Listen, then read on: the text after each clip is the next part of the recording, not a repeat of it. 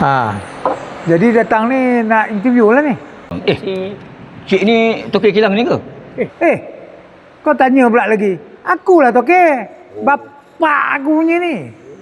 Ha. Ada buat resume? Oh, tu dia. Alamak, saya dah bawa lah resume apa. Tak apa. Okay. Itu benda kecil je. Ni pengalaman ada? Banyak cik. Ini saya kerja kilang kayu dekat Belakong. Ini kilang kayu dekat Jalan Ipoh. Ini kilang terbakar tu pun saya yang kemas kayu-kayu dia. Lepas tu tinggal ni cik. Kilang ini tinggal. Tu nak cik kerja baru ni. Oh, bagus ni. Pengalaman awak banyak ni. Macam ada harapan ni. Tolong saya. Saya tak ada resume. Encik, saya tak ada resume tu. Tak ada resume? Tak ada. Ada. Encik. Oh, pengalaman ada pengalaman? Tu pun tak ada. Pengalaman pun tak ada? Habis ada apa? Tapi saya paling followers. Oh, ramai.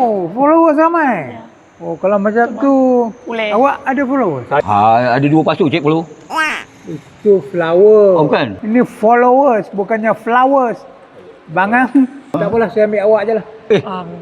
Cik mana boleh macam tu cik? Tak adil lah. Saya bawa ni penat-penat saya buat ni. Resume saya ni. Kesuka hati aku lah. Ini kilang bapa aku. Nak ambil siapa pun. Oh, ni kilang cik. Ni semua cik punya lah. Ni bos lah. Kalau macam tu, jom balik. Amsal pula. Ini bini saya. Apa hal? Jom.